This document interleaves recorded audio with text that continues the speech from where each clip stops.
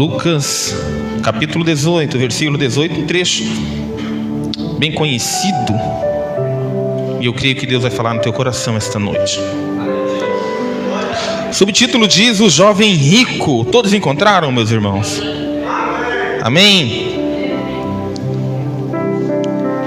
E perguntou-lhe um certo príncipe, dizendo: bom mestre, que hei de fazer para herdar a vida eterna?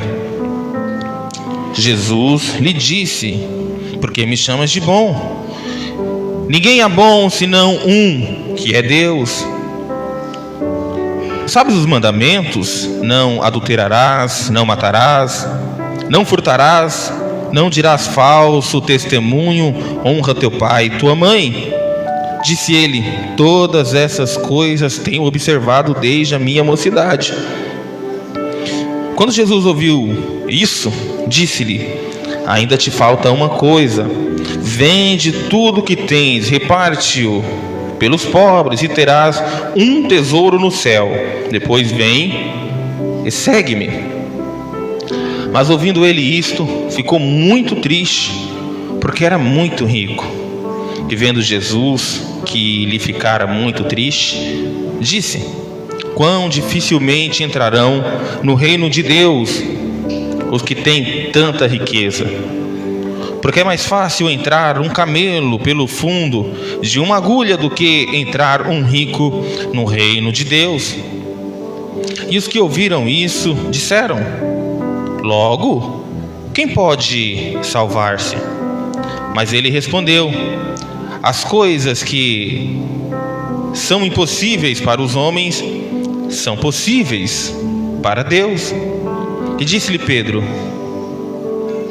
eis que nós deixamos tudo e te seguimos. E ele lhes disse: na verdade vos digo, que ninguém há que tenha deixado a casa dos seus pais, os seus irmãos, sua mulher, os seus filhos, pelo reino de Deus, e não haja de receber muito mais neste mundo e na idade vindoura, na vida eterna. Feche os teus olhos. Louvado de Israel, poderoso de Israel, tu és, Senhor. Em nome de Jesus, Senhor, fale aos nossos corações. Senhor, fale aos teus filhos essa noite. Em nome de Jesus, Pai, cuida de cada alma. Senhor, cuida de cada um de nós essa noite. Senhor, que a palavra ministrada essa noite possa entrar no coração dos seus filhos, que eles possam ouvir, entender e aplicar. Senhor, que possa fazer a transformação que foi ministrada esta noite, a metanoia, Pai amado, a mudança de mente, a conversão, em nome de Jesus, para que o teu nome seja exaltado neste lugar, em nome do nosso Senhor Jesus Cristo. Mas se por um acaso algum espírito que não provenha de ti, espírito de sono, espírito de incredulidade, Senhor, espírito de mentira, Senhor, qualquer espírito roubador da palavra, nós repreendemos neste momento, que seja daqui para fora, que seja queimado em nome de Jesus, que prevaleça neste lugar tão somente a tua presença, tão somente o teu agir. Senhor, com a certeza que o Senhor inclinou os seus ouvidos e ouviu a nossa oração, eu te agradeço em nome de Jesus. Amém, amém. Pode sentar aplaudindo. Glória a Deus, o nosso Senhor Jesus Cristo. Aleluias. Aleluias. Queridos, é a primeira vez, na verdade, que eu vou ministrar essa palavra. Eu sempre quis ministrar essa palavra, mas nunca Deus tocou no meu coração para trazer essa palavra. E essa noite, aliás, desde antes de ontem, Deus já estava ministrando essa palavra no meu coração. Eu creio que quando o Senhor faz desta forma é porque Ele quer transformar vidas, Ele quer transformar almas, Ele quer fazer algo diferente. Eu pensando comigo, meditando sobre a palavra de Deus, veio ao meu coração que todos nós, na verdade, todos nós, a humanidade inteira, no final das contas, tem uma opinião, algum medo, algum receio do que acontece depois da morte. Por exemplo, para os hinduístas, para os budistas, parece que eles creem que as pessoas, ao falecer, ao partir desta vida, eles podem ser reencarnados e até em animais. Na cultura hindu, Eles creem que as pessoas podem ser reencarnadas em animais, em insetos e tudo mais. Para o kardecismo, para o espiritismo de Allan Kardec, as pessoas elas morrem, só que se elas tiverem algo que elas deixaram para trás, ela reencarna em outra pessoa para poder ter a sua progressão, o seu aperfeiçoamento, até chegar ao ápice e ficar nos céus. Para o catolicismo, quando uma pessoa morre, quando uma pessoa parte desta vida, alguns vão para o purgatório. É a doutrina católica do purgatório, onde essas pessoas ficam ali purgando os seus pecados, ou por si próprio, sofrendo, ou seus entes que ficaram aqui em terra façam alguma coisa, oração, velas ou alguma coisa, penitência, alguma coisa desse sentido, para que essa pessoa possa sair do purgatório e ir para o céu. Meus irmãos, mas e nós evangélicos? O que nós cremos? Nós cremos o que está escrito em Hebreus capítulo 9, versículo 27 e 28, que ao homem cabe morrer uma vez só, depois disso é julgamento. Eu creio no que a Bíblia fala, eu não preciso acrescentar nada mais na Bíblia.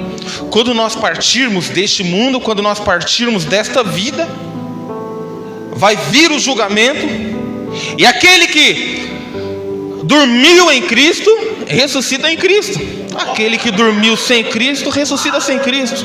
O pastor Edson, ele fazia Ele explicava isso daqui de uma forma bem interessante. Ele falava assim: supondo que você trabalhou o dia inteiro, e aí você trabalha na obra, mas não na obra da igreja, na obra assentando bloco, né? Mexendo massa. Ou talvez você é um mecânico, aí você trabalha e se suja todo.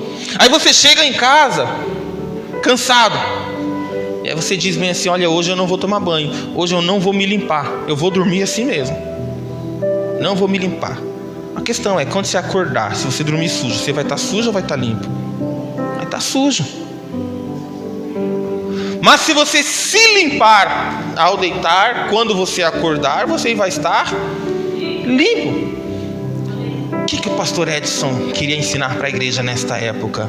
Que na verdade, o decorrer da vida de cada um, nós vamos nos sujando com as coisas do mundo, com as coisas que são colocadas na nossa mão, com coisas que nós vamos buscar. Mas o que importa na verdade é se você está pronto para se limpar todo dia, para negar você, para negar o mundo, para negar as ofertas do mundo todo dia. Foi o que Jesus falou para Pedro, quando Pedro falou bem assim: olha, Senhor, o Senhor não vai me lavar meus pés. Aí Jesus falou: se você não permitir, Pedro, que eu lave os seus pés, você não tem parte comigo. Aí Pedro disse para Jesus: então lava o meu corpo inteiro. Aí Jesus olha para ele e fala: você já está limpo. Você já está limpo, você já tomou banho. Quem tomou banho está limpo. Mas numa caminhada, numa viagem, que você suja, Pedro, os pés. Então é necessário que você lave os seus pés. Nós que cremos no Cristo Salvador, nós que somos lavados, remidos no sangue do Cordeiro, nós já somos limpos. Aleluia. Nós somos limpos, lavados das impurezas do mundo. Aleluia. Mas todo dia nós vivemos na presença do pecado. O pecado não tem poder sobre mim e sobre você mais. Nós já somos salvos do poder do pecado. Nós estamos sendo salvos da presença do pecado. E essa presença do pecado nos contamina um pouquinho. Então é necessário que nós nos limpemos todos os dias, para que possamos herdar a vida eterna. A Bíblia diz aqui, meus irmãos, então, que um homem se aproxima de Jesus. E eu acho engraçado que Mateus, relatando este trecho aqui, Mateus diz que um jovem se aproxima de Jesus. Se você for ler esse mesmo capítulo, esse mesmo trecho em Marcos, vai falar que um homem se aproxima de Jesus. E Marcos fala que este homem, ele se joga aos pés de Jesus, o adora, dobra o joelho. Este trecho que nós lemos aqui diz que um príncipe, um homem, ele era um príncipe, ele se aproxima de Jesus. Ele vai até Jesus com a intenção de perguntar algo. A pergunta que ele fala é: bom mestre, o que eu devo fazer para herdar a vida eterna. Eu quero ministrar essa palavra com vocês pensando em algumas coisas. Eu quero falar deste homem, deste príncipe. E essa palavra príncipe, quando você encontrar na Bíblia, ou principal, significa que a pessoa era uma pessoa influente. Ele não era somente rico, ele tinha influências. Talvez ele fosse um político, talvez ele fosse uma autoridade naquela época, porque ele era um príncipe, um principal, alguém importante. Pode ser que este homem, então, ele estava e vivia com certeza absoluta em volta de pessoas importantes. A Bíblia diz que ele era rico, e se ele era rico, meus irmãos, uma pessoa que ela é rica, uma pessoa que ela tem muito dinheiro, ela pode ir para onde ela quiser, a hora que ela quiser, com quem ela quiser. Por exemplo, você está aqui hoje, aí você fala, quer saber de uma coisa? Eu vou passar essa semana que vem lá em Barcelona, lá na Espanha. Simplesmente você pega um voo para Barcelona e vai. Por quê? Você tem recurso. De repente alguém rico pensa, amanhã eu quero comer determinada coisa. Caviar, por exemplo. Quem já comeu caviar? Ninguém nunca comeu? O Zeca Pagodinho diz que eu só ouço falar, né? Qualquer dia eu vou comer só para ser chique um pouquinho. Amanhã eu quero comer caviar, ou amanhã eu quero comer no melhor restaurante do mundo, no restaurante da irmã Luana. Eita glória! E aí você simplesmente vai, porque você tem como ir. Uma pessoa que ela é rica, uma pessoa que ela é dona de empresas, por exemplo, ela fala, amanhã eu vou ficar em casa o dia inteiro. Isso aí pode dar um prejuízo talvez de 2, 3 mil na conta dela, talvez. Mas para alguém que é milionário, que diferença faz? Nós não. Qualquer 100 reais a gente já está chorando, já está pensando, puxa vida, perdi 100 reais, o que eu vou fazer? Mas para a gente rica, tanto faz. Segundo o cônsul, uma vez roubaram foi quantos milhões da conta do Neymar? Acho 2 milhões? 200 milhões ou 200 mil? 200 mil reais roubaram da conta do Neymar. Quer saber do maior? Ele nem percebeu. Foi o banco que percebeu. O Neymar não percebeu que foi roubado 200 mil reais da conta dele. É uma luta para eu ter 200 reais na minha conta. E o cara não percebeu que sumiu 200 mil. Compara aqui comigo. Então, este homem tinha influência, este homem tinha dinheiro, este homem podia dormir onde quisesse, este homem estava ali no meio de pessoas importantes, não faltava nada para este homem aqui na terra, mas ele sentia falta de alguma coisa. A certeza que ia herdar a vida eterna. Então, a Bíblia diz que ele vai até Jesus e pergunta para Jesus, bom mestre, o que eu faço? O que eu devo fazer para herdar a vida eterna? Ele podia comprar qualquer coisa, mas tinha uma coisa que ele não podia comprar: a vida eterna. O dinheiro dele poderia levar ele para qualquer lugar, mas tinha um lugar que o dinheiro dele não poderia levá-lo: para o céu. A influência sociopolítica que ele tinha, por exemplo, poderia fazer ele estar no meio das pessoas mais importantes, com o nariz empinado, talvez. Mas para caminhar com Jesus, o maior de todos, ele tinha que descer. Ele poderia sentar em qualquer mesa daquele lugar, mas para se sentar na mesa do rei, na mesa celestial, o dinheiro dele não poderia fazer nada por ele. Mas sabe o que eu acho engraçado neste momento, meus irmãos? É que, apesar de tudo isso, tinha algo dentro dele que fazia com que ele entendesse que ele ainda não era completo. Ele poderia ser 99,99999, mas esse 1% fazia falta para ele. É engraçado que ele vai atrás de Jesus e ele não chama Jesus de Senhor. Presta atenção que se você for ler em todos os evangelhos que é relatado este trecho, nos 3 são, né? Só dos evangelhos só não João. Mateus, Marcos e Lucas relatam, os evangelhos sinóticos relatam este trecho. E todos eles dizem que este homem chega até Jesus e diz: bom mestre. Bom mestre. Ele não chama Jesus de Senhor. ele não chama Jesus de Salvador, ele chama de bom mestre.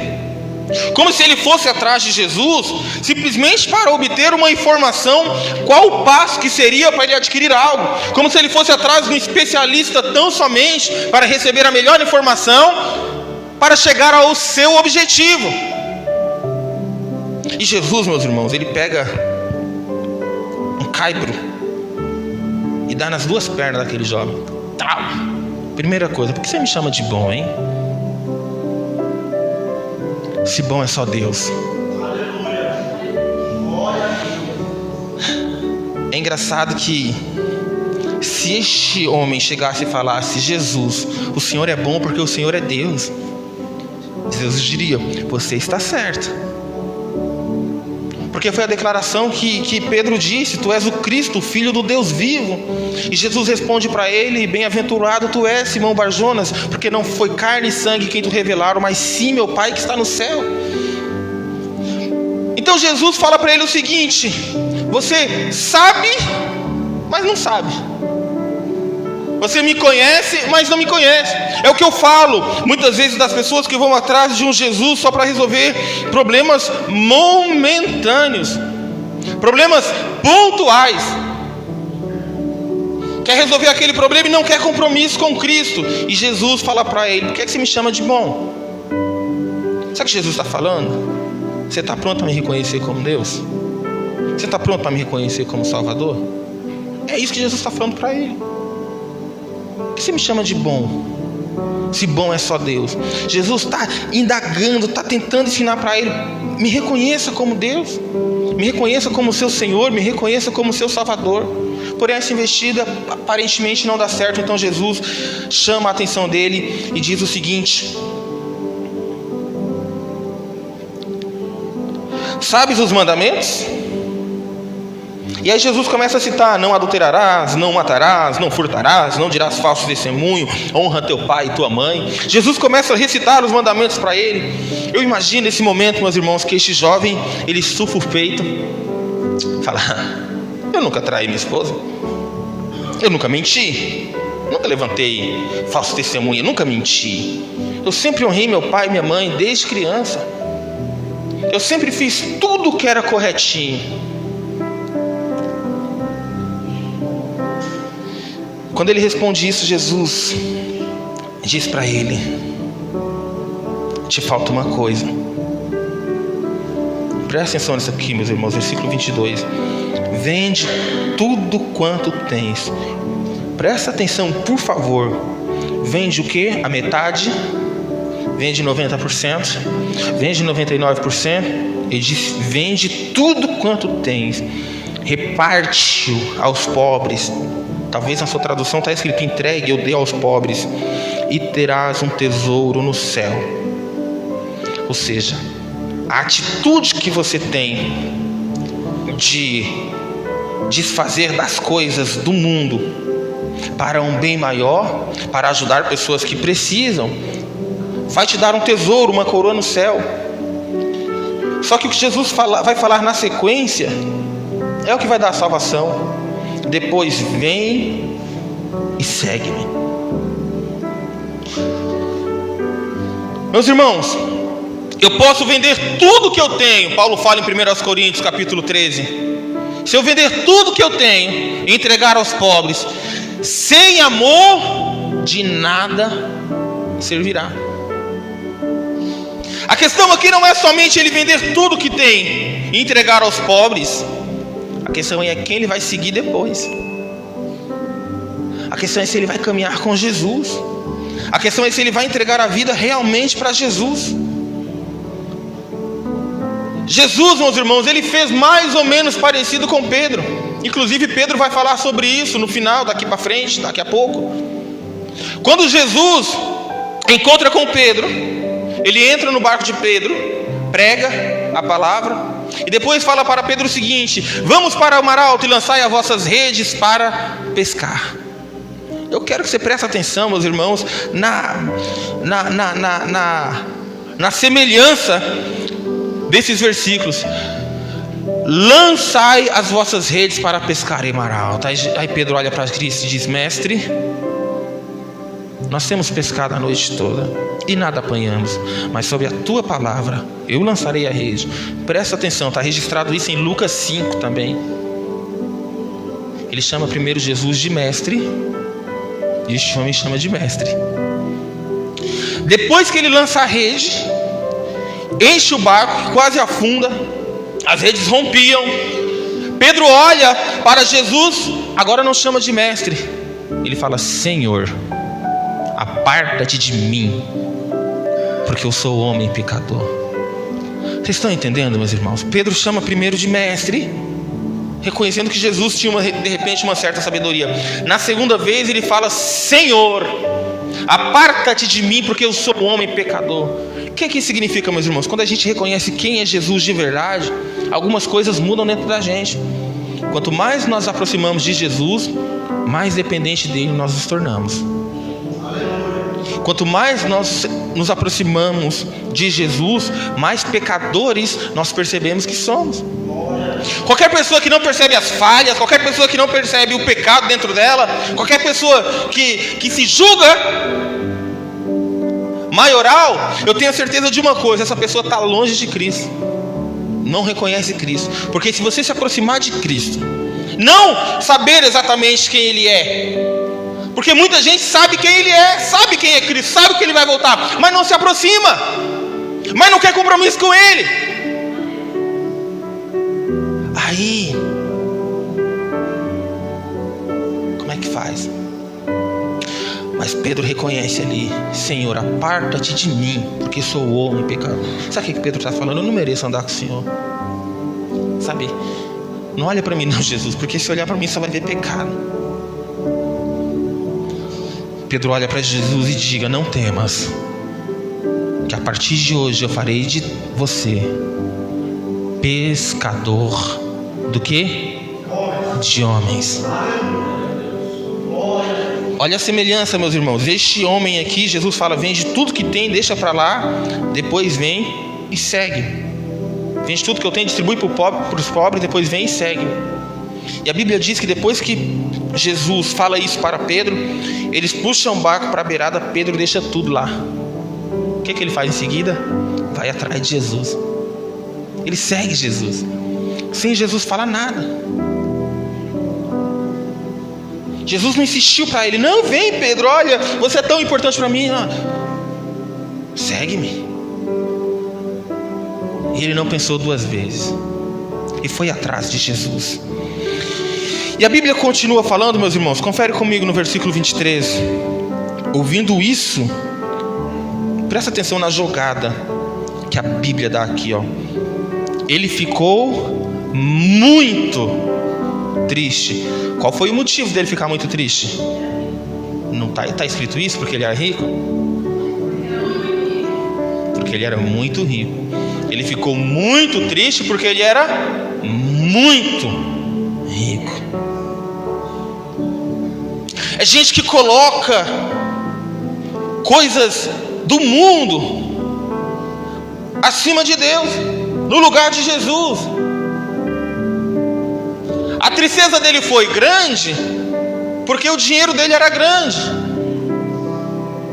Ele estava apegado àquilo ali, ele não queria sair, então causou uma tristeza. Meus irmãos, deixa eu falar uma coisa para vocês. Isso aqui é sério, tá? É sério demais.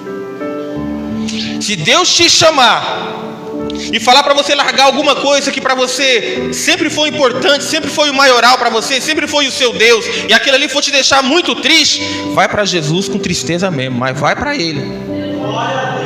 Não tem problema te deixar muito triste, causar um medinho ali inicialmente, não tem problema nenhum, mas toma a melhor opção.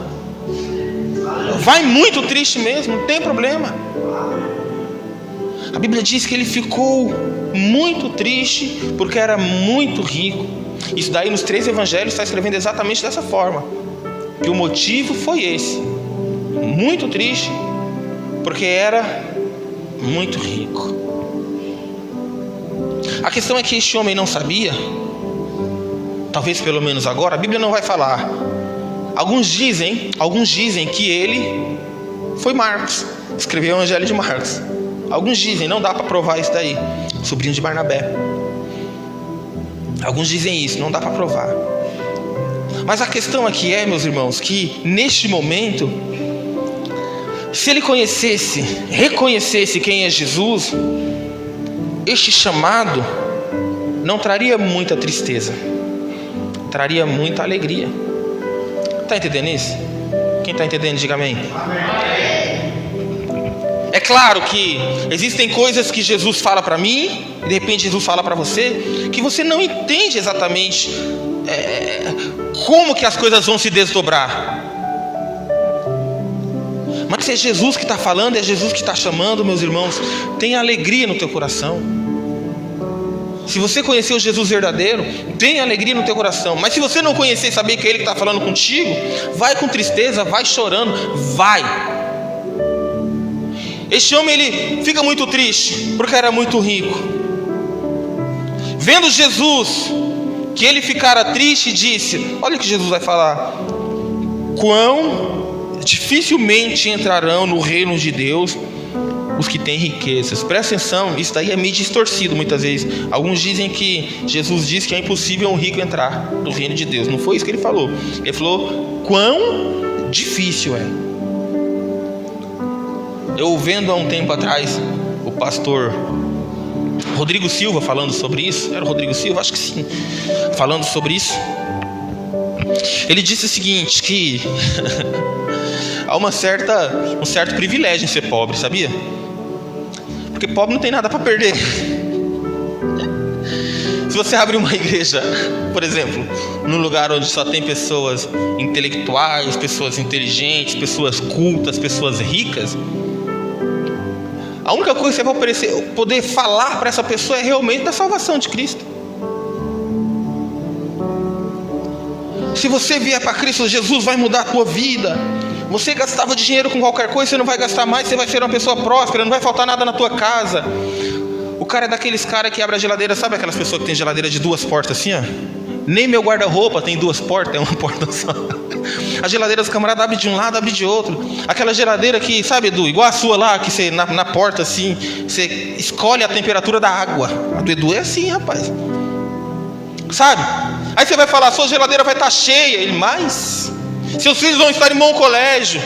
Meus filhos estudam nos Estados Unidos. Então, Jesus está falando que é difícil por esse motivo. Porque pessoas muitas vezes que têm muito, o coração é fechado para Cristo.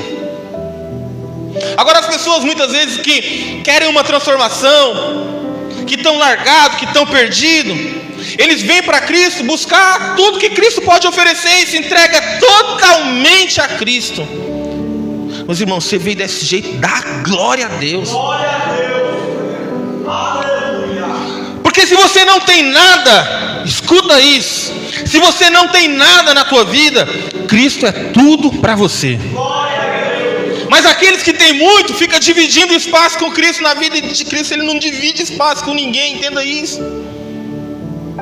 Este homem talvez ele até queria ir com Cristo, se Cristo falasse para ele, vende o que você tem, pega metade, doa para os pobres, metade você guarda, aí você vem comigo, você vai ter uma vida boa, você não vai perder nada, muita coisa, só vai me seguir. Talvez ele aceitasse. Mas quando Cristo falou tudo que você tem, ele começou a lembrar talvez da vida dele. Aí ele olhou para os discípulos de Jesus com aquela sandália velha, com a barriga roncando de fome, ninguém dava nada para eles comer. Ele falou, rapaz, não vai dar não. Ele deixou Cristo para lá. Aí Cristo fala, é muito difícil uma pessoa que tem riquezas entrar no reino de Deus. Jesus ele vai usar uma hipérbole aqui, comparativa. Ele diz, porque é mais fácil entrar um camelo pelo fundo de uma agulha do que entrar um rico no reino de Deus. Isso aqui Jesus está fazendo para demonstrar o quanto é difícil. Algumas pessoas vão falar que este fundo da agulha é uma porta que tinha em Jerusalém, que ele faz um movimento, faz mais ou menos assim, ó. Faz assim, assim e assim. Que era impossível um camelo, que lá na Palestina era o animal mais alto que tinha, passar no lugar daquele. Alguns dizem que era isso. Alguns dizem que este fundo de agulha, na verdade, não é exatamente uma agulha que Jesus está falando.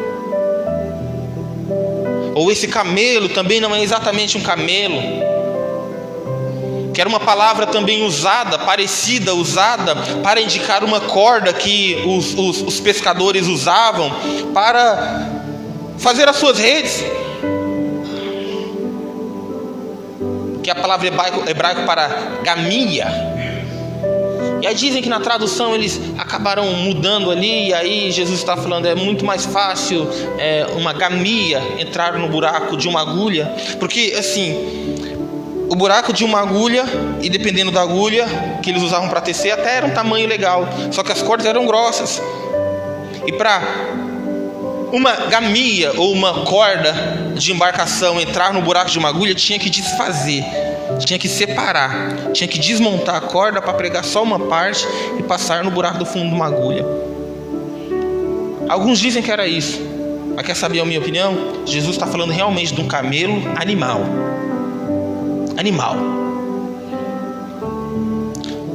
E o buraco da agulha que ele está falando é um buraco de uma agulha mesmo. E aí você pode pegar a agulha que você quiser, porque o camelo não vai passar.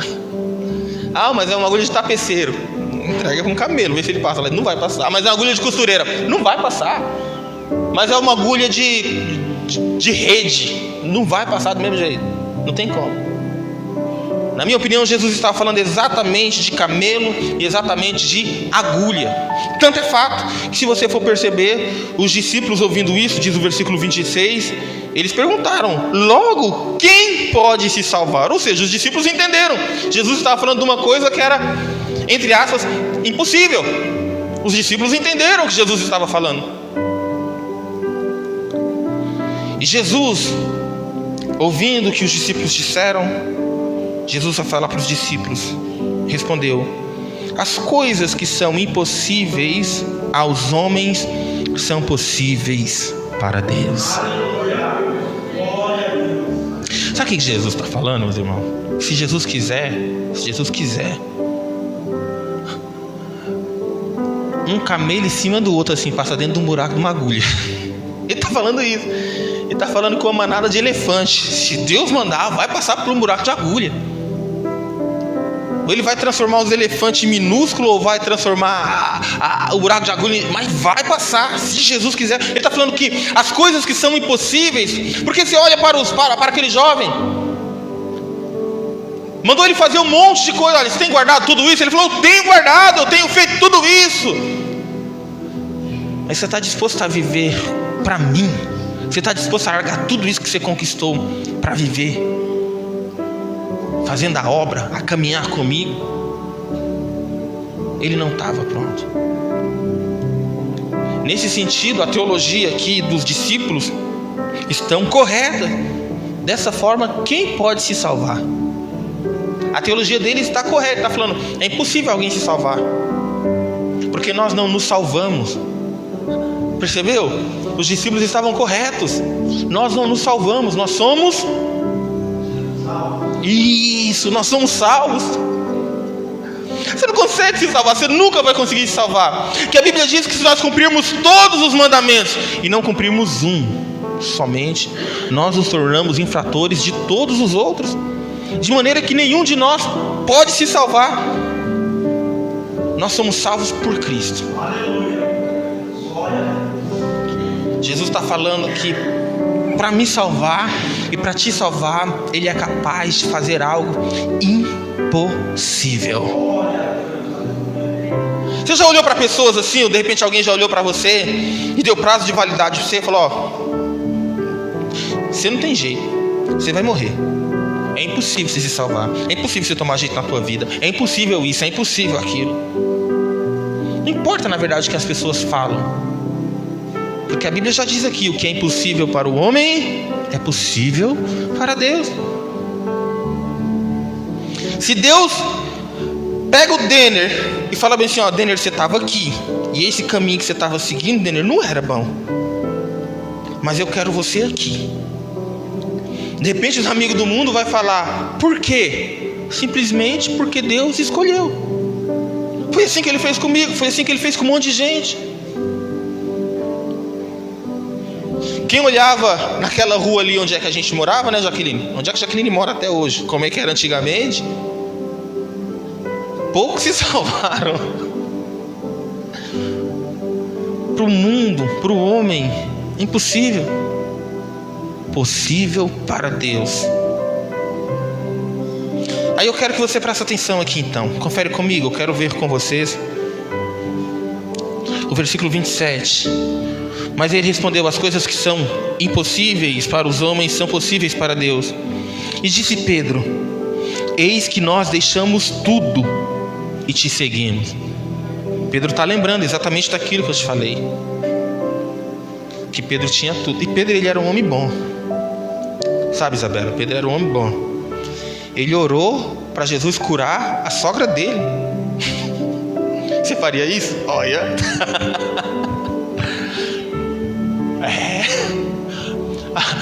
Tem gente que quer que a sogra morre, gente. E Pedro era um homem bom. Ele falava assim: Jesus, minha sogra, dá saúde, dá vida para ela de novo, eu quero ela boa. O Pedro era muito bom, a sogra era muito boa. Tem gente que tinha sogra boa. Eu não conheci minha sogra, sabe? Não conheci minha sogra. Mas tem gente que tem pessoas especiais que cuidam como mãe. O Pedro era muito bom, a sogra era muito boa. Mas o fato é que Jesus foi lá e operou maravilhas. Pedro, quando ele diz isso, ele está olhando para trás. Ele está falando bem assim: eu larguei tudo para te seguir. Eu larguei meus parentes, eu larguei meus amigos, eu larguei minha família, eu larguei tudo para te seguir. Eu estou aqui. É como se Pedro estivesse falando: eu não sou perfeito, mas eu estou aqui. Eu não sou o maioral, mas eu estou aqui. Eu não era ricão que nem ele, mas eu estou aqui. E Jesus, ele complementa no versículo 29 e diz: na verdade vos digo. Presta atenção nesse versículo, meus irmãos, que é pesado, mas é a palavra de Deus. Verdade vos digo que ninguém há que tenha deixado quem? Seus pais, ou mulher, ou filhos, pelo reino de Deus. O problema daquele jovem rico era o dinheiro.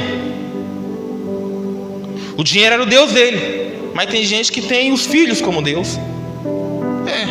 Conheço muita gente que o filho é o Deus dele. Quando o filho chega na casa da mãe, faz o que quer, do jeito que quer.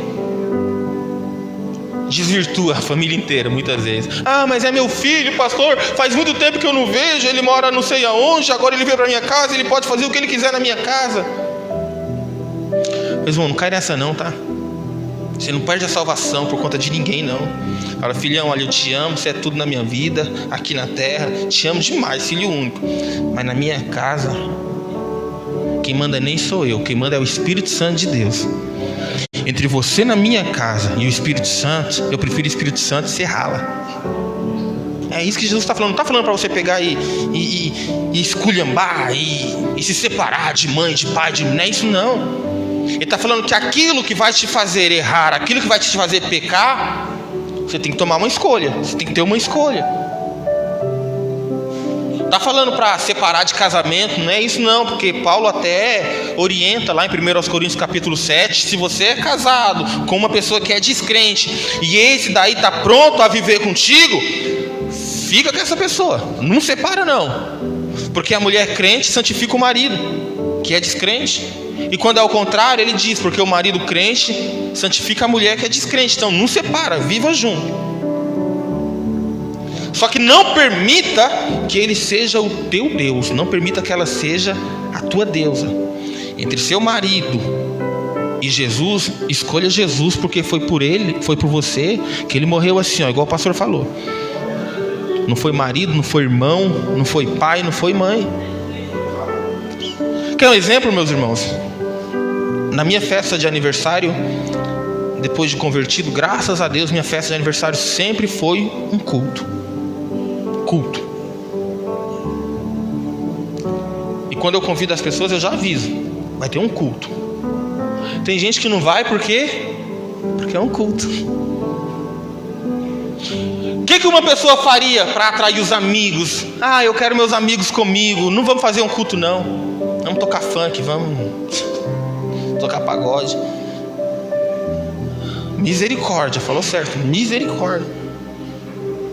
O recado que eu dou, entre aspas, nas entrelinhas para essas pessoas, vai ser um culto. Se você quiser ir, vai, mas vai ser um culto. Eu estou nas entrelinhas, na nota de rodapé, estou mandando a mensagem seguinte: entre você e Jesus, eu escolho Jesus. Se quiser vir, vem, mas eu escolho Jesus. Mas então eu não vou, então não vem, eu escolho Jesus. Muitas vezes, meus irmãos, eu já escutei histórias de adolescentes que apanhavam do pai porque estavam indo para a igreja. Você já deve ter escutado história assim. Ou mulher que apanhava do marido para poder ir para a igreja, e ela insistiu e foi orando, não largou do marido para ir para a igreja, mas também não permitiu que o marido impedisse ela de ir. O adolescente não fugiu de casa para buscar Jesus, mas também não impediu que o quanto ela era maltratada, impediu de seguir a Jesus. O resultado foi numa família inteira transformada, uma família inteira restaurada. Jesus está falando exatamente isso. Na verdade, eu vos digo que ninguém há que tenha deixado a casa, ou os pais, ou irmãos, ou mulher, ou filhos pelo reino, e não haja de receber muito mais. Presta atenção nisso aqui que é importante, tá? Muito mais neste mundo. Jesus está falando do agora. Jesus está falando do presente. Porque muitas vezes a gente crê que a nossa recompensa com Deus é só na vida eterna. E é o principal, é só na vida eterna mesmo. Mas Jesus está falando de uma transformação no presente, no agora, na insistência, na luta, no demonstrar para as pessoas o que é realmente importante para você, que tem que ser Cristo. Tem que ser Cristo. Tem gente que fala muito mal de crente, fala mal de crente, fala, mas basta alguém cair doente, você adivinha atrás de quem que eles vai, hein? Adivinha. Tem como você vir orar na minha casa? Tem como colocar o nome no caderno de oração? O que nós fazemos? Não, a gente ora, a gente apresenta. Você sabe por quê? Porque podem falar mal, podem tirar sarro, mas quando eles olham para você, eles sabem quem você serve. Pode falar um monte de coisa, mas eles sabem quem você serve de verdade. Eles sabem da minha e da sua intimidade com Cristo, que é maior. E por isso pede que você ore, pede que você interceda. Jesus está falando: você vai receber muito mais neste mundo e na idade vindoura a vida eterna. Então a gente pode desfrutar, meus irmãos, do melhor de Deus, tomando as decisões corretas hoje, virando as costas para as coisas do mundo e caminhando rumo ao alvo. É o que a carta aos Filipenses diz. Mas nós precisamos de tomar uma decisão, de escolher quem nós queremos seguir de verdade. Se são os nossos deuses chamado dinheiro, os nossos deuses chamado parentes, os nossos deuses chamado festa, os nossos deuses chamado curtição, ou o nosso Deus verdadeiro chamado Jesus Cristo.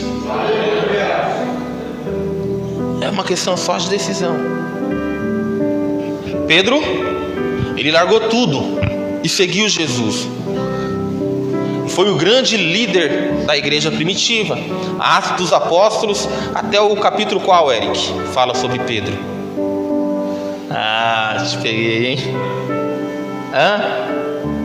Vou te ajudar, tá? Até o capítulo 14, capítulo 15, mais ou menos, vai falar praticamente sobre Pedro, com exceção do capítulo 8 e 9, que vai falar um pouco da conversão de Saulo. Mas dali para frente, mas dali para baixo, meus irmãos, falando Atos dos Apóstolos, deveria ser dividido assim, Atos do apóstolo Pedro até o 14 e 15, e dali para frente Atos do apóstolo Paulo.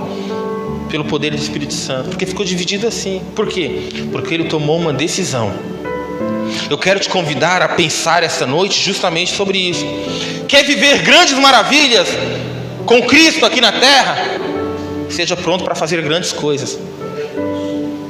Quer receber grandes recompensas aqui na terra? Esteja pronto a se entregar grandemente, a fazer mais. Pensa comigo. Alguém que planta, eu quero colher, pastor, 1 tonelada de feijão. Vou falar de plantio, fica difícil, né? Ninguém aqui planta, né? Mas vamos lá. Eu quero receber, pastor, eu quero colher 1 tonelada de feijão. Você acha que você plantando 1 grão de feijão vai dar certo? Vai colher 1 tonelada? Para colher 1 tonelada tem que plantar muito, não tem não, Ricardão? Tem que plantar bastante. Assim é no reino espiritual. Eu quero colher muito. Planta muito. Eu quero ver as maravilhas de Jesus Cristo. Se entrega mais a Ele. Se sacrifica. Obedeça mais. Porque Jesus mesmo nos ensinou que Ele não joga pérolas aos porcos. Quer viver o sobrenatural de Deus? Se entregue a ponto de viver esse sobrenatural. Quer viver as coisas impossíveis de Deus? Você sabe qual que é o único jeito de você viver? Isso aqui é sério. O único jeito de você viver o impossível de Deus na tua vida é você chegando no teu limite. Antes de você chegar no teu limite, você pode fazer. Só que quando você chega no teu limite, dali para frente é o impossível. Aí Deus começa a trabalhar. Amém? Você pode aplaudir o nome do nosso Senhor Jesus Cristo? Aleluia.